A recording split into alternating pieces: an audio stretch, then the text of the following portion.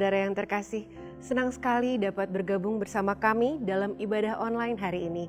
Bagi saudara yang baru pertama kali mengikuti ibadah online CCC, kami ingin menyapa saudara sambil mengucapkan selamat bergabung. Kami berharap saudara semua dalam keadaan yang baik, sehat, dan bersuka cita selalu. Firman Tuhan minggu ini akan dilayani oleh Pastor Emma Roslim. Mari siapkan hati dan pikiran kita untuk memuji dan menyembah Tuhan. Izinkan Roh Kudus bekerja di hati kita semua, serta memberkati kita. Sebelumnya, mari kita berdoa. Tuhan Allah Bapa kami di dalam surga, kami mengucap syukur Tuhan karena kami boleh ada sebagaimana kami ada saat ini untuk beribadah kepada Tuhan.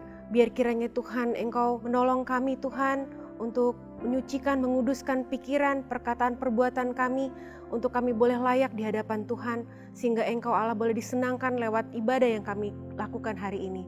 Terima kasih Tuhan, terpujilah nama-Mu, di dalam nama Tuhan Yesus kami sudah berdoa, haleluya, amin. Selamat beribadah jemaat, Tuhan Yesus memberkati. Haleluya, Tuhan hadir dalam pujian umat-Nya. Mari kita naikkan pujian penyembahan kita kepada Dia. Haleluya. Masuk hadirat-Nya dengan hati bersyukur. Masuk gerbang-Nya dengan pujian. Bermazmurlah bagi Dia, nyanyikan nyanyian baru. Bersuka cita sekarang, tinggikan Dia. Haleluya. Masuk hadirat-Nya, masuk hadirat-Nya dengan hati bersyukur. Masuk gerbang-Nya dengan pujian. Bermazmurlah bagi Dia, nyanyikan nyanyian baru. Bersuka cita sekarang, menyembah Dia. Saat hati bersyukur, saat hati bersyukur, dan jiwa pun bersuka, hadirat Allah nyata dalam pujian. Saat kami menyembah dan tangan pun terangkat, Tuhan hadir dalam pujian umat-Nya. Haleluya. Masuk hadirat-Nya dengan hati bersyukur. Oh, haleluya. Katakan bersama. Masuk hadirat-Nya dengan hati bersyukur. Masuk gerbang-Nya dengan pujian. Bermazmurlah bagi Dia, nyanyikan nyanyian baru. Bersuka cita sekarang, tinggikan Dia. Haleluya. Masuk hadirat-Nya, masuk hadirat-Nya dengan hati bersyukur. Masuk gerbang-Nya dengan pujian. Bermazmurlah, haleluya, nyanyikan nyanyian baru. Bersuka cita sekarang, menyembah Dia. Saat hati bersyukur, hati bersyukur, dan jiwa pun bersuka, hadirat Allah nyata dalam pujian. Saat kami menyembah, dan tangan pun terangkat, Tuhan hadir dalam pujian umat-Nya. Saat hati bersyukur, saat hati bersyukur, dan jiwa pun bersuka, hadirat Allah nyata dalam pujian. Saat kami menyembah, dan tangan pun terangkat, Tuhan hadir dalam pujian umat-Nya. Tuhan hadir dalam pujian umat-Nya. Tuhan hadir dalam pujian umat-Nya.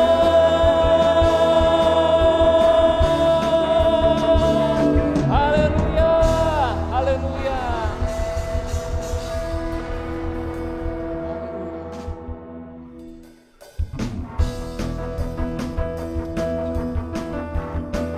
Allah kita hebat, Allah kita luar biasa. Dia sungguh kuat, sungguh dahsyat.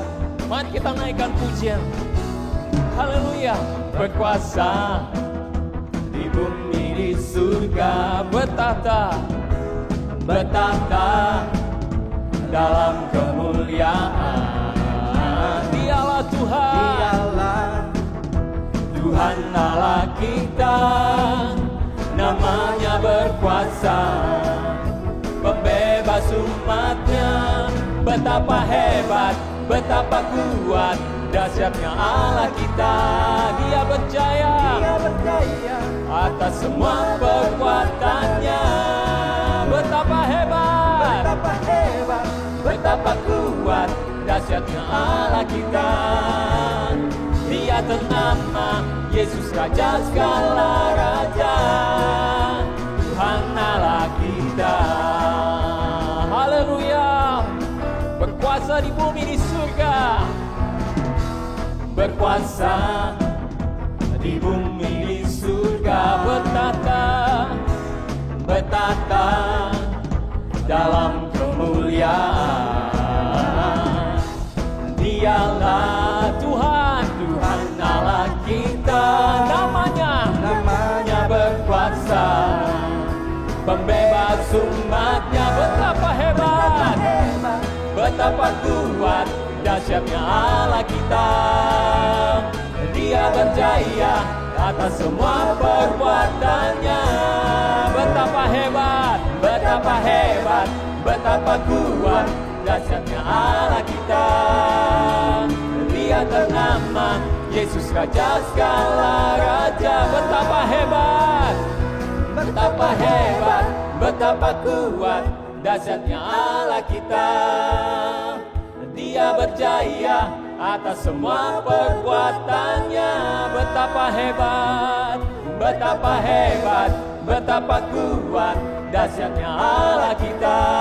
Dia ternama Yesus Raja segala raja. Betapa hebat, betapa kuat, dahsyatnya Allah kita. Dia berjaya atas semua perbuatannya. Betapa hebat, betapa kuat, dahsyatnya Allah kita. Dia ternama Yesus Raja segala raja, Tuhan Allah kita. Tuhan Allah kita. Sekali lagi katakan, Dia Tuhan Allah kita, Tuhan Allah kita. Haleluya, haleluya.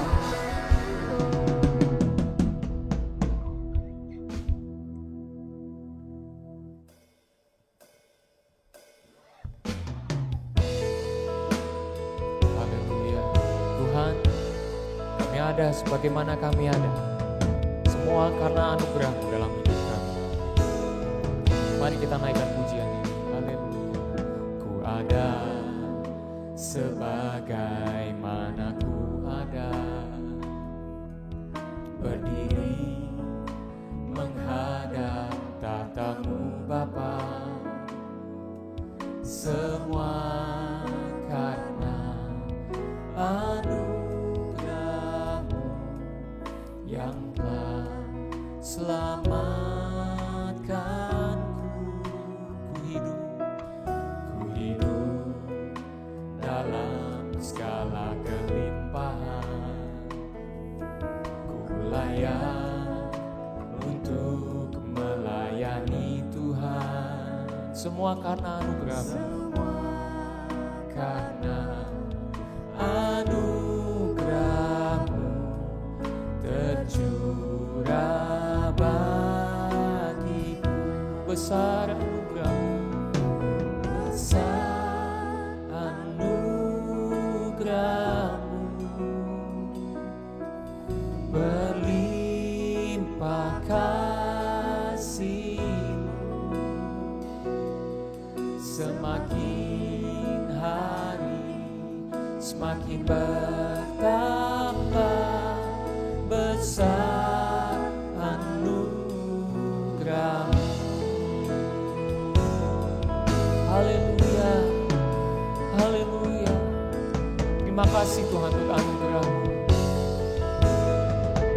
ada.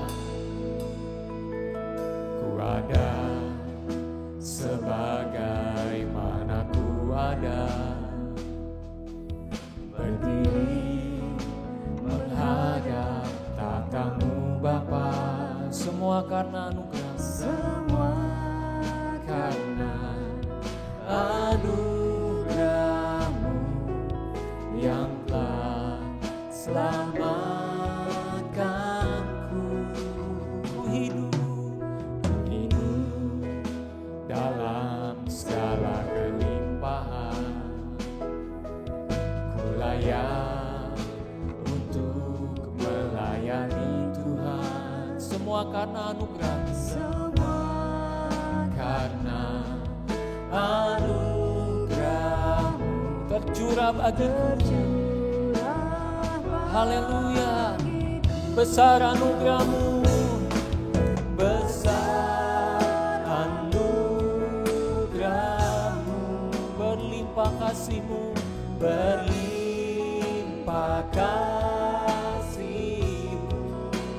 Semakin hari,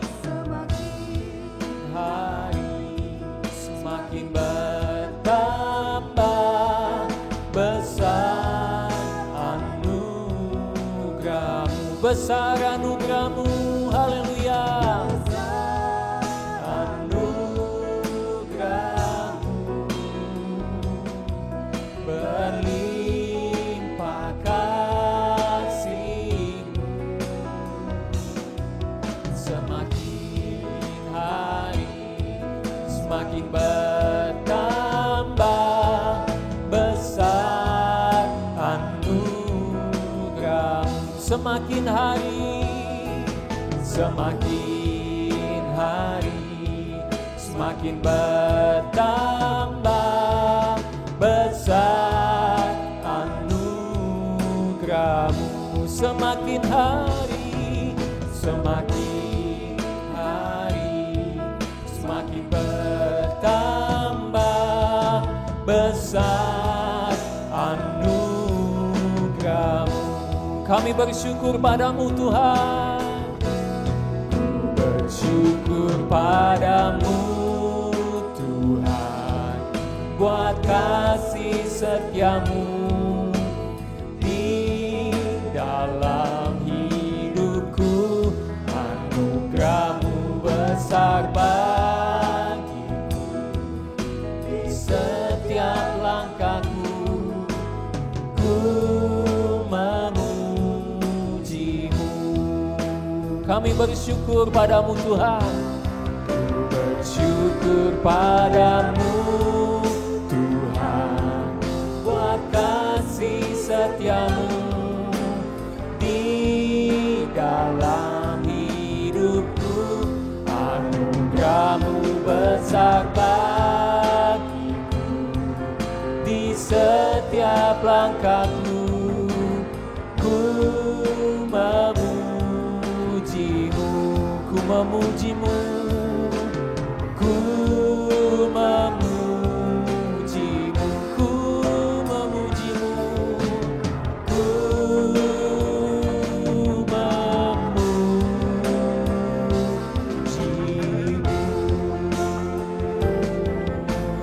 Haleluya, kami memuji Engkau Tuhan.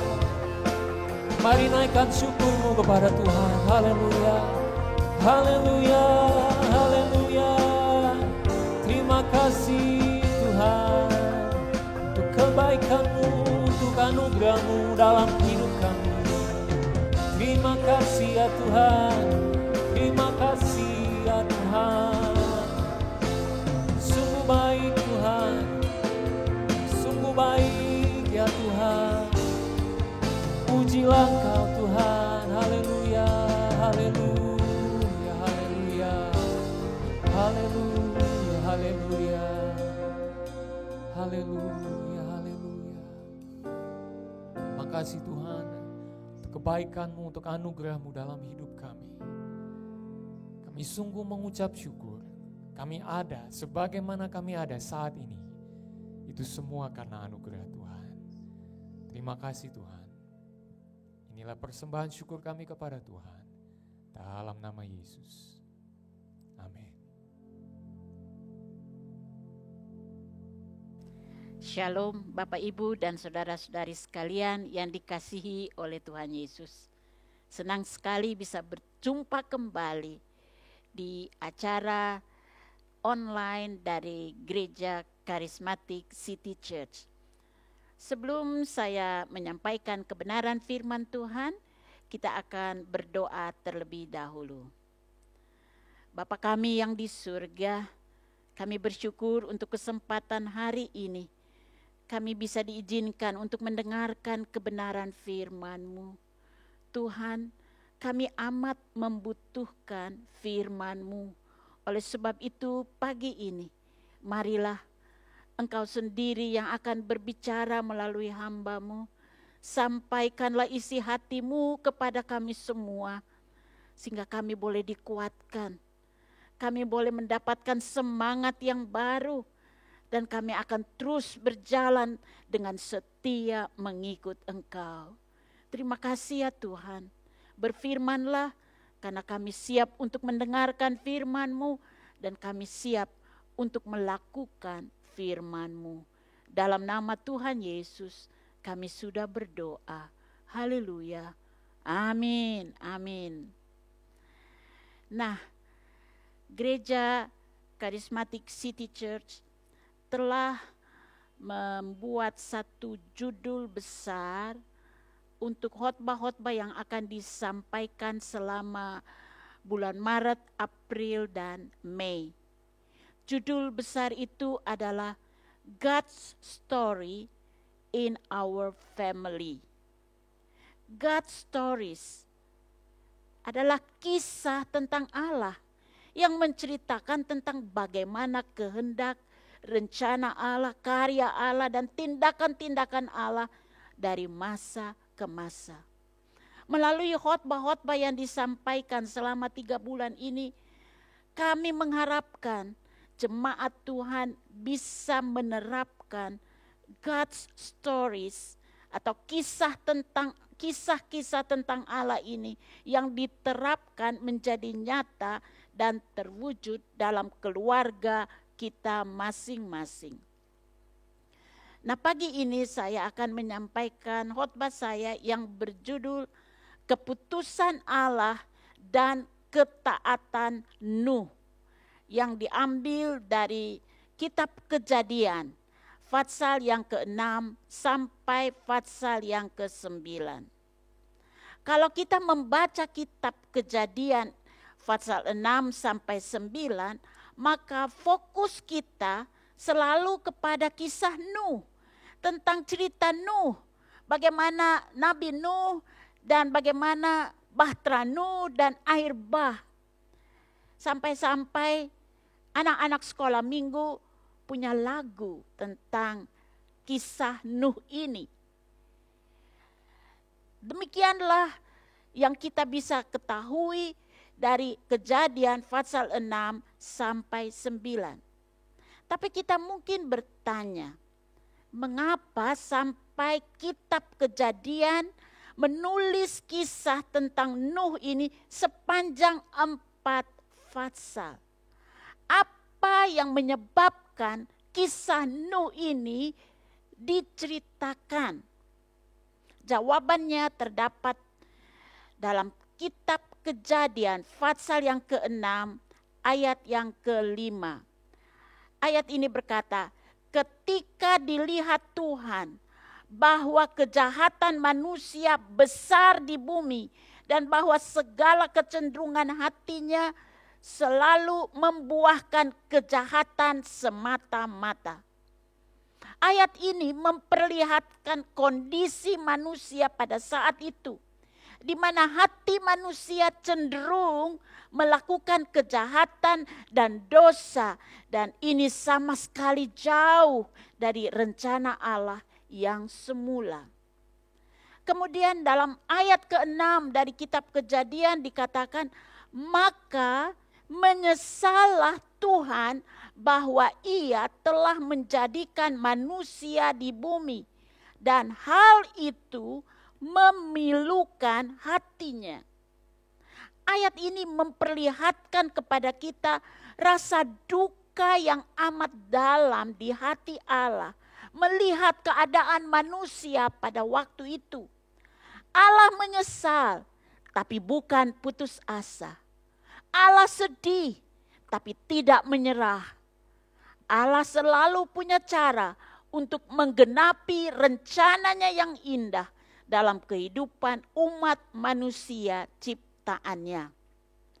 Melalui khotbah saya hari ini, kita akan melihat bersama-sama apa yang menjadi keputusan Allah dan bagaimana bentuk ketaatan Nuh.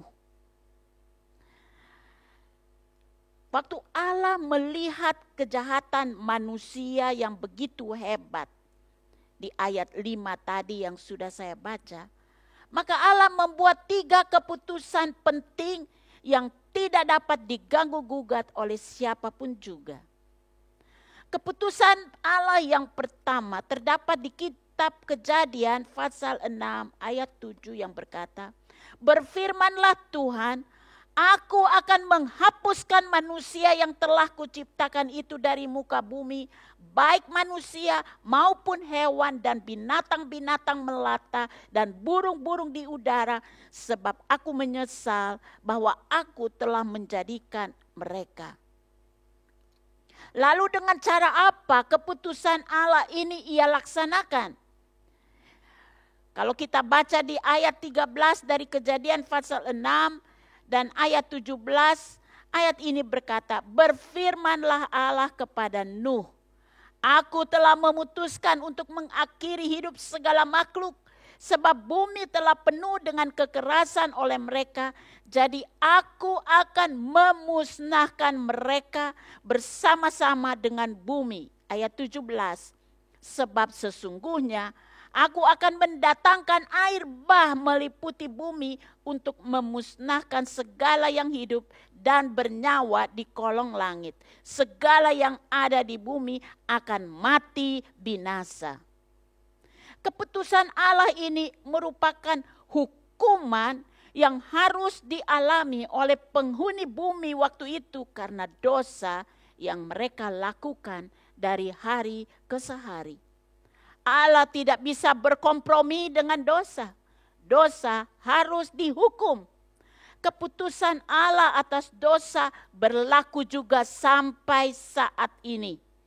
Dan hal itu dapat kita baca di Roma pasal 6 ayat 23a yang berkata, "Sebab upah dosa ialah maut." Maut di sini berbicara tentang kematian yang kekal di api neraka. Kita akan melihat keputusan yang kedua yang sudah Allah putuskan. Terdapat di kitab Kejadian pasal 6 ayat 8. "Tetapi Nuh mendapat kasih karunia di mata Tuhan." Kasih karunia yang bagaimana yang Nuh terima dari Tuhan. Dapat kita baca jawabannya di ayat yang ke-18. "Tetapi dengan engkau, aku akan mengadakan perjanjianku dan engkau akan masuk ke dalam bahtera itu. Engkau bersama-sama dengan anak-anakmu dan istrimu dan istri anak-anakmu." Kasih karunia akan keselamatan seluruh anggota keluarga Nuh. Ternyata Allah berhak memberikan kasih karunia atau anugerahnya kepada siapa yang ia kehendaki. Dan ini merupakan keputusan Allah yang tidak bisa diganggu gugat. Allah pernah juga berfirman kepada Musa, waktu Musa minta agar Allah memperlihatkan kemuliaannya kepada Musa. Ini dapat kita baca di Keluaran pasal 33 ayat 9b.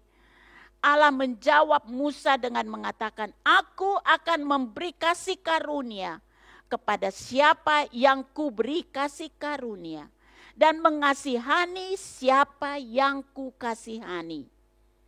Pernyataan Allah ini diulang lagi oleh Rasul Paulus dalam Roma pasal 9 ayat 15 sampai ayat 16. Sebab ia berfirman kepada Musa, aku akan menaruh belas kasihan kepada siapa aku mau menaruh belas kasihan. Dan aku akan bermurah hati kepada siapa aku mau bermurah hati.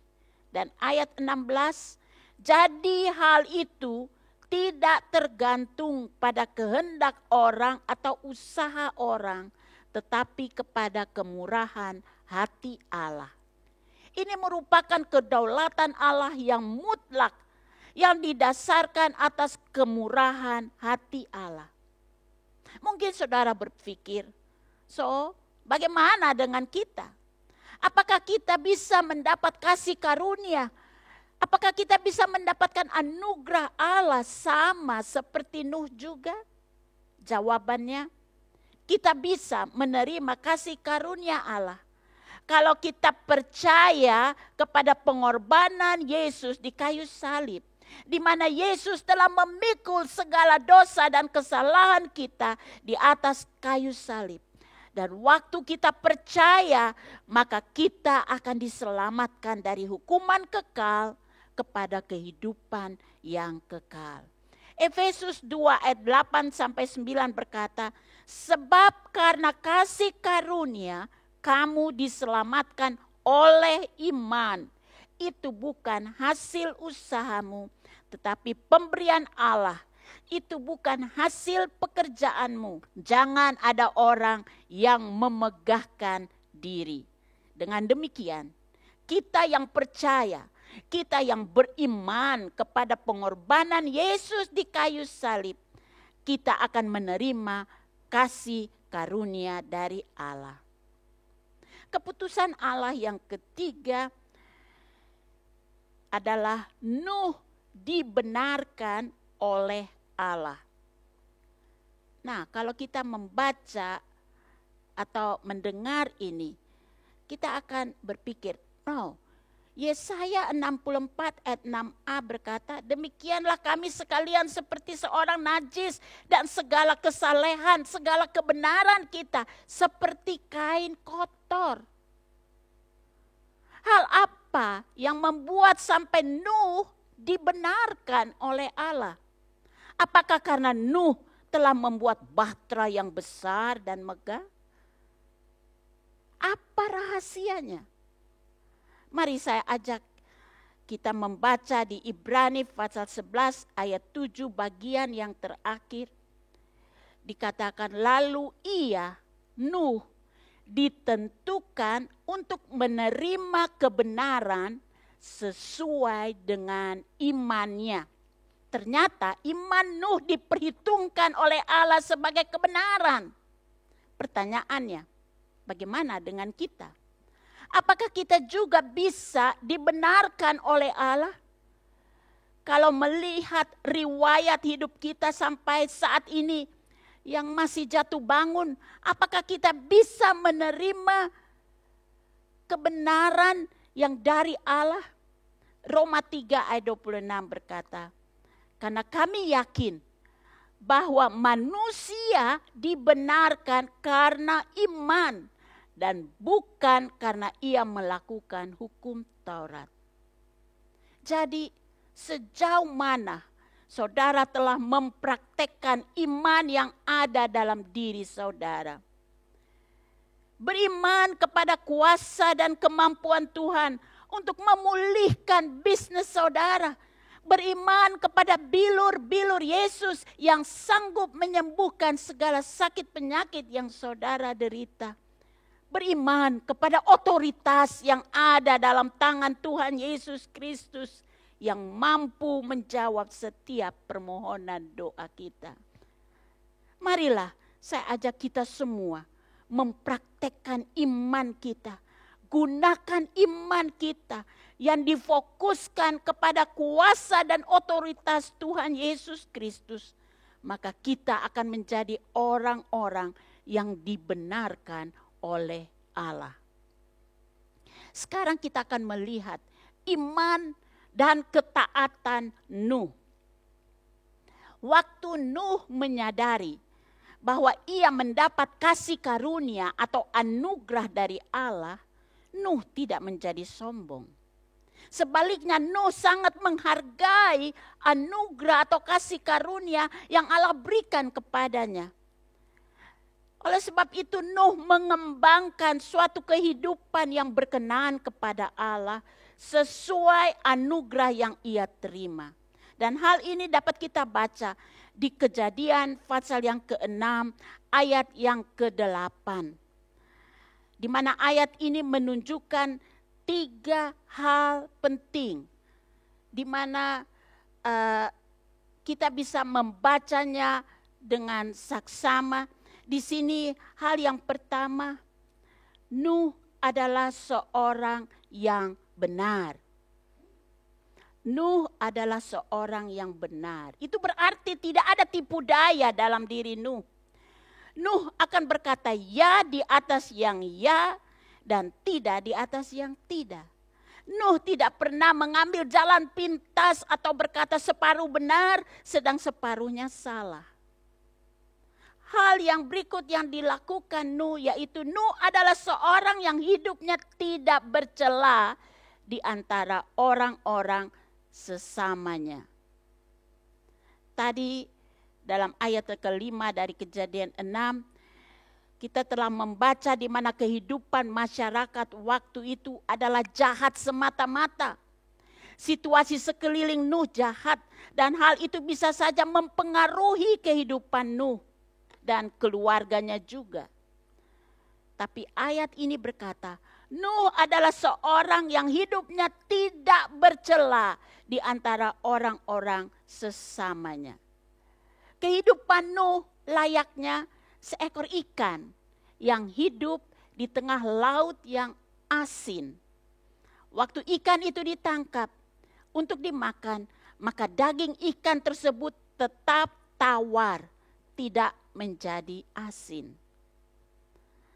Hal yang ketiga yang dikembangkan dalam kehidupan Nuh, yaitu Nuh hidup bergaul dengan Allah.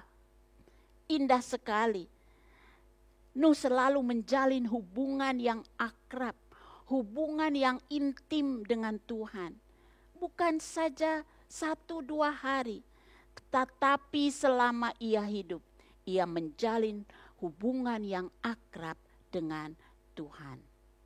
Ternyata ketiga hal ini, hidup yang benar, hidup yang tidak bercela, dan hidup yang bergaul dengan Allah telah membentuk karakter Nuh menjadi seorang yang beriman dan taat kepada Tuhan.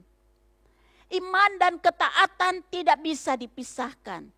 Kalau kita katakan seorang beriman kepada Tuhan, maka itu berarti dia taat kepada perintah Tuhan. Seorang yang taat kepada perintah Tuhan itu berarti dia beriman bahwa ada hal yang indah di balik ketaatannya, walaupun hal yang indah itu belum ia lihat. Nah, apa yang istimewa dari iman dan ketaatan Nuh? Saya ajak kita baca dari Ibrani pasal 11 ayat 7. Ayat ini berkata, karena iman maka Nuh dengan petunjuk Allah tentang sesuatu yang belum kelihatan, dengan taat mempersiapkan bahtera untuk menyelamatkan keluarganya. Dan karena iman itu, ia menghukum dunia dan ia ditentukan untuk menerima kebenaran sesuai dengan imannya.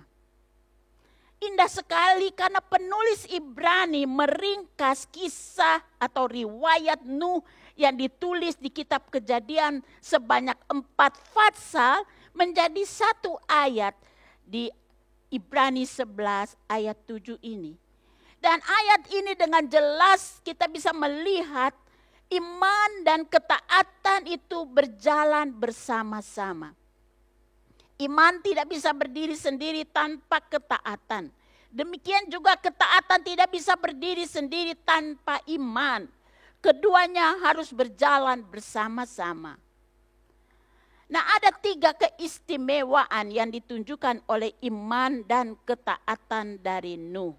Yang pertama, iman dan ketaatan Nuh dalam melakukan perintah Tuhan. Kalau kita baca di Kejadian pasal 6 ayat 15, di situ Tuhan memerintahkan Nuh untuk membangun sebuah bahtera yang besar. Allah memberikan petunjuk secara detail, antara lain mengenai jenis kayu yang harus dipakai, ter yang harus dipakai supaya air tidak bisa tembus masuk ke dalam bahtera. Panjang bahtera itu, lebar dan tinggi bahtera itu diberikan oleh Allah secara detail. Nah, untuk memudahkan kita untuk melihat seberapa besar bangunan bahtera ini, maka saya bisa mengajak kita melihat bahwa panjang bahtera yang dibangun oleh Nuh itu lebih panjang dari lapangan sepak bola. Bayangkan, wow. Dan lebarnya sepertiga dari lebar lapangan sepak bola. Dan tingginya 13,5 meter, 3 tingkat. Nuh bukan seorang tukang kayu. Peralatan pertukangan sangat minim. Dan usia Nuh waktu itu adalah 480 tahun. Memang zaman itu manusia bisa hidup mencapai ratusan tahun. Tapi setidak-tidaknya Nuh sudah tidak muda lagi untuk melakukan pekerjaan yang besar seperti itu. Nuh bisa saja memberikan 1001 alasan kepada Allah. Tapi iman Nuh berkata, Allah yang sudah berjanji untuk menghukum dunia pada waktu itu, firman-Nya akan Ia genapi. Oleh sebab itu, Nuh taat kepada perintah Tuhan.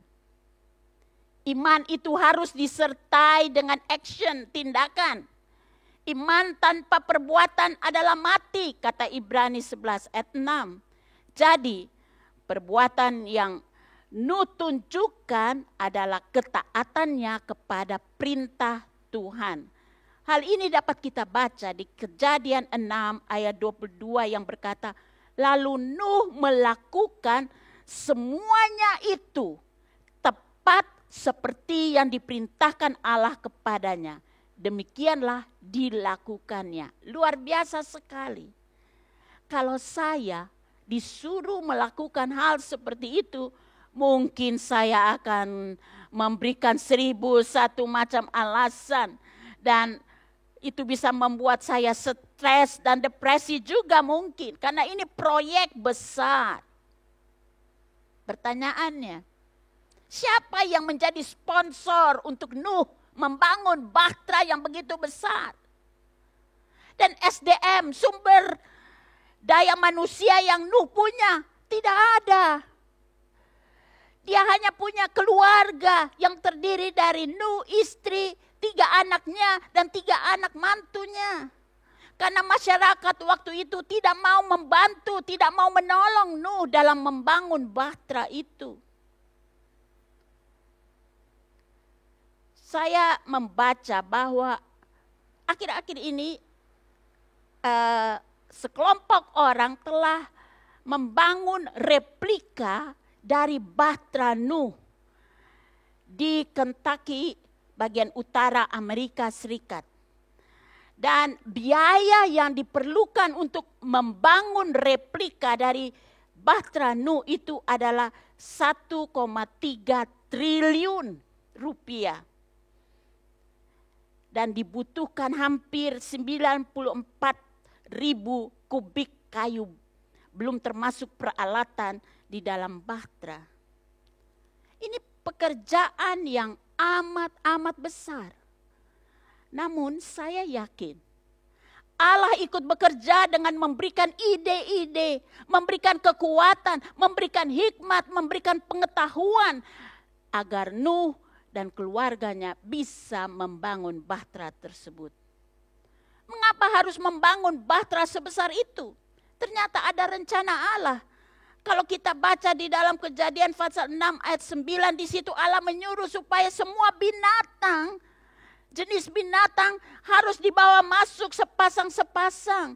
Juga burung-burung di udara, semua binatang melata, semua binatang harus dibawa masuk ke dalam bahtera itu. Saya heran melihat Nuh, seorang yang taat kepada apa yang dikatakan Tuhan. Padahal untuk membawa masuk binatang sepasang-sepasang ke dalam bahtera itu bukan hal yang mudah. Allah berencana untuk memelihara ciptaannya bersama-sama dengan Nuh dan keluarganya. Nah, bagaimana binatang-binatang itu bisa masuk ke dalam bahtera? Kalau kita baca Kejadian 7 ayat 9 dikatakan, datanglah sepasang mendapatkan Nuh ke dalam bahtera itu, jantan dan betina, seperti yang diperintahkan Allah kepada Nuh. Ternyata Allah ikut bekerja secara aktif, menggiring binatang-binatang itu sepasang-sepasang masuk ke dalam bahtera. Ketahuilah Bapak, Ibu, dan saudara-saudari sekalian, waktu saudara beriman dan taat kepada Allah, Dia tidak akan meninggalkan saudara sendirian, tetapi Allah akan ikut bekerja bersama-sama untuk mendatangkan kebaikan bagi kita yang percaya kepadanya. Itu dapat kita baca di Roma 8 ayat 28. Keistimewaan yang kedua yang dapat kita lihat dari iman dan ketaatan Nuh, yaitu iman dan ketaatan Nuh menyelamatkan keluarganya. Ibrani 11 ayat 7a tadi dikatakan, karena iman maka Nuh dengan petunjuk Allah tentang sesuatu yang belum kelihatan, dengan taat mempersiapkan bahtera untuk menyelamatkan keluarganya. Nuh adalah kepala keluarga yang bertindak sebagai gembala keluarga. Allah berfirman hanya kepada Nuh, bukan kepada istri, kepada anak-anaknya yang laki-laki. Bagaimana Nuh menghidupkan firman yang ia dengar dari Allah kepada keluarganya. Bahtera merupakan tempat satu-satunya yang Allah sediakan untuk menyelamatkan Nuh dan keluarganya. Oleh sebab itu Nuh harus meyakinkan keluarganya bahwa untuk selamat dari hukuman Allah, mereka harus masuk dalam bahtera. Untuk itu mereka harus bergotong royong, bergandengan tangan, bersehati seia sekata dalam membangun bahtera tersebut. Diperlukan waktu sekitar 120 tahun, barulah bahtera itu selesai dibangun. Mengapa diperlukan waktu selama 120 tahun dalam membangun bahtera tersebut? Ada dua alasan. Karena peralatan yang memang waktu itu sangat minim dan yang mengerjakan hanya 8 orang. Dan proyek ini proyek yang amat besar. Tapi alasan yang kedua ini yang lebih penting, dapat kita baca di 1 Petrus 3 ayat 20b.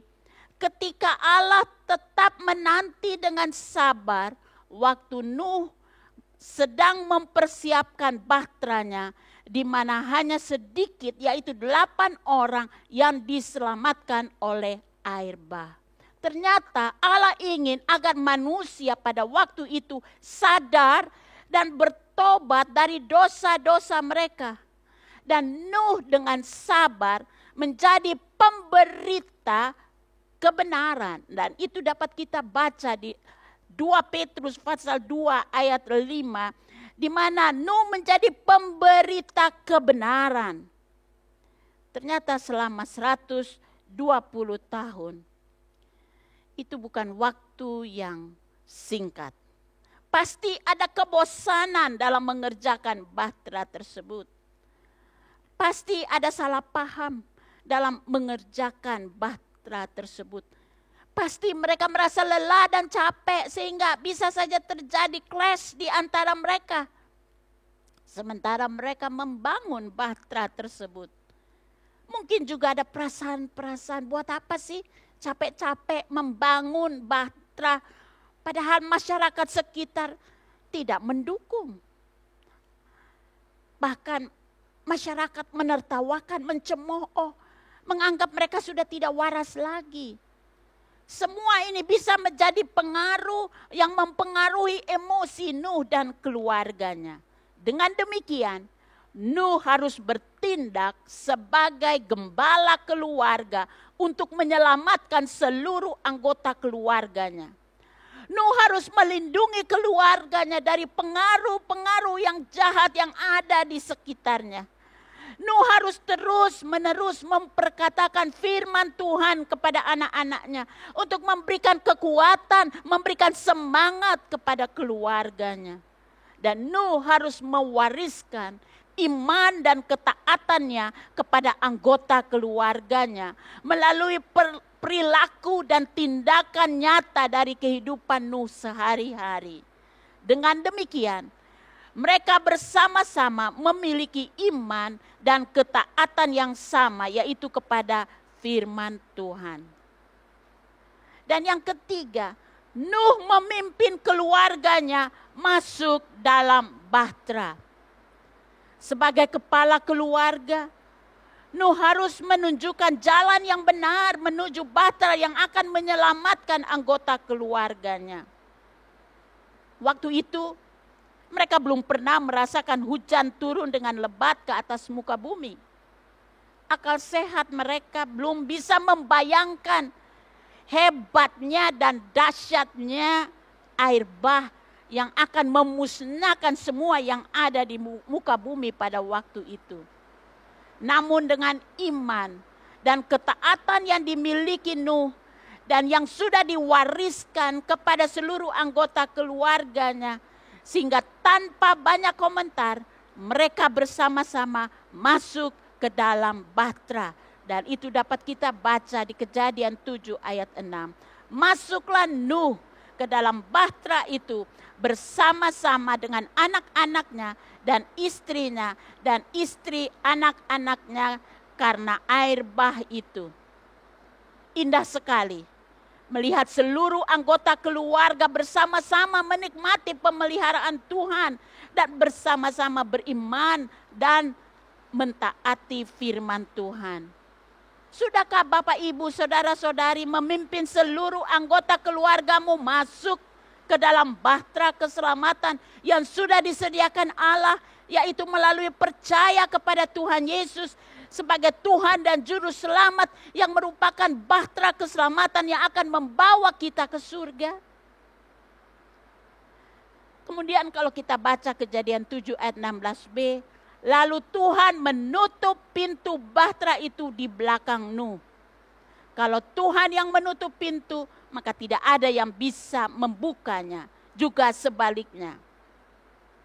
Berapa lama Nuh dan keluarganya berada dalam bahtera tersebut? Ada yang menaksir-naksir sekitar 1 tahun 10 hari Nuh dan keluarganya berada dalam bahtera. Waktu yang lama. Kira-kira apa yang Nuh lakukan bersama keluarganya? Ya, Nuh pasti selain mereka memuji Tuhan, mereka berdoa menyembah Tuhan, mereka juga harus memberi makan binatang-binatang karena sebelum masuk ke dalam bahtera Tuhan juga sudah meminta supaya mereka mempersiapkan makanan yang cukup banyak. Itu bisa kita baca di Kejadian 6 ayat 21. Tapi di atas semua itu Tuhan menjaga, Tuhan menyertai, Tuhan memelihara dan mencukupkan persediaan makanan mereka selama mereka berada dalam bahtera. Sehingga tidak ada yang sakit, tidak ada yang mati. Dan yang terakhir kita melihat Allah mengingat Nuh. Kejadian 8 ayat 1a merupakan ayat yang amat indah. Maka Allah mengingat Nuh. Selama Nuh berada dalam bahtera, dia tidak lagi mendengar Allah berbicara kepadanya seperti waktu Allah menyuruh dia membuat bahtera dan sebagainya. Walaupun Nuh masih mengembangkan kehidupan yang bergaul dengan Allah. Selama kurang lebih 1 tahun itu, iman dan ketaatan Nuh diuji. Karena ia tidak tahu kapan air akan surut, kapan Allah akan turun tangan, kapan Allah akan membuka pintu bahtera dan mengizinkan mereka keluar dari bahtera. Nuh hanya bisa menanti-nantikan Tuhan dengan tetap beriman dan taat kepada janji-janji Tuhan. Allah sepertinya berdiam diri. Apakah Allah lupa kepada Nuh dan keluarganya? Ayat ini dengan jelas-jelas berkata, maka Allah mengingat Nuh. Perlakuan Allah kepada Nuh ini seringkali dialami oleh beberapa anak Tuhan yang setia dan yang berharap kepada Tuhan. Ada jemaat yang sakit dan harus dirawat di rumah sakit. Jemaat tersebut sudah berdoa, keluarga sudah berdoa mohon kesembuhan dari Tuhan. Tapi sepertinya Allah hanya berdiam diri saja. Yang sakit masih tetap sakit dan masih harus dirawat di rumah sakit. Jikalau Allah tidak bertindak selama waktu yang lama di dalam hidup saudara, jangan kecewa, jangan patah semangat. Yakinlah bahwa Tuhan masih duduk di atas tahtanya dan Dia melihat pergumulan saudara. Yakinlah bahwa Dia akan bertindak lagi dengan cara yang tidak pernah saudara pikirkan. Dan Ia akan menyatakan perhatiannya yang penuh kasih kepada saudara. Saat ini tugas saudara adalah tetap andalkan kasih dan kuasa Tuhan. Karena Ia tidak pernah melupakan umat pilihannya yang selalu berharap kepadanya. Tetap beriman dan taat kepada janji-janji firman-Nya. Menantikan waktu Tuhan. Karena Ia akan menjadikan segala sesuatu indah pada waktunya. Sebelum saya tutup dalam doa, mari saya ajak kita menyanyikan kor saja dari lagu ini, sujud di altarnya. Mungkin ada di antara Bapak, Ibu, Saudara-saudari yang juga sedang mengalami penantian jawaban Tuhan. Seperti Nuh yang berada di dalam bahtera. Dia tidak tahu kapan Tuhan akan datang menolong, mengeluarkan dia dan keluarganya dari bahtera Nuh. Tapi dia mau tetap sujud di altar Tuhan. Dia tetap percaya bahwa anugerah Tuhan cukup bagi dia dan keluarganya. Sujud di altarnya, ku bawa hidupku, ku terima anugerahnya, Dia ampuniku dan bebaskanku. Dia ubah hidupku, baharui hatiku, sesuatu terjadi saat datang di altarnya. Mari kita berdoa. Tuhan Yesus, terima kasih untuk cerita dan pengalaman yang sudah kami dengar tentang Nuh. Bagaimana tindakan Allah pada waktu itu. Dan kami yakin tindakan Allah masih berlaku sampai hari ini. Kepada dunia ini. Kepada keluarga-keluarga kami dan juga kepada kami secara pribadi. Dan bagaimana respon kami terhadap tindakan Allah. Kami mau menyatakan iman dan ketaatan kami kepada Tuhan yang kami sembah.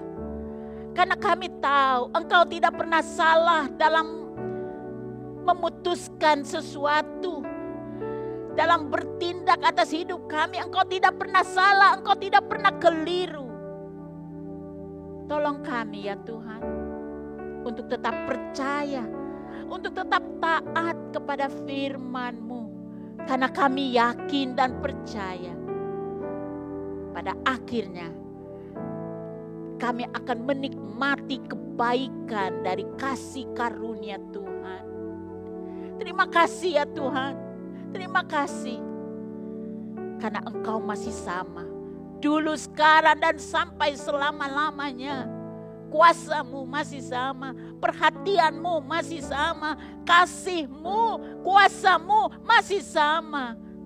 Dan kami mohon ya Tuhan, marilah jamalah kami, ubahlah kami, agar kami boleh berkenan di hati Tuhan. Dan kami mohon kiranya anugerah-Mu selalu ada menyertai kehidupan kami. Terima kasih Tuhan. Pada akhirnya Bapak Ibu saudara-saudari sekalian, angkatlah tangan-Mu dan terimalah berkat dari Tuhan.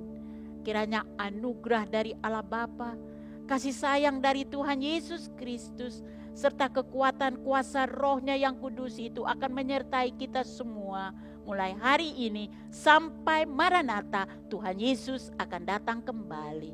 Dan semua yang percaya katakan amin, amin. God bless you. Happy Sunday. Haleluya, terpujilah Tuhan. Kami percaya saudara diberkati oleh ibadah kita hari ini dan nama Tuhan dipermuliakan. Mari beritakan dan sebarkan firman Tuhan melalui YouTube channel CCC ini dengan cara like, komen, share, dan subscribe ke YouTube CCC. Untuk mengembangkan pelayanan di CCC, saudara juga dapat menyalurkan persembahan dan persepuluhan ke rekening yang tertera di bawah ini. Jika saudara membutuhkan dukungan doa, kami pun ingin mendorong Bapak, Ibu, Saudara, dan Saudari untuk menghubungi nomor telepon di bawah ini. Jangan lewatkan setiap acara-acara dari Gereja CCC sepanjang minggu ini, seperti doa Jumat, Power of Prayer jam 7 malam, doa pagi kaum wanita BWC hari Sabtu jam 9 pagi. Demikian ibadah kita hari ini, sampai jumpa minggu depan dan Tuhan Yesus memberkati.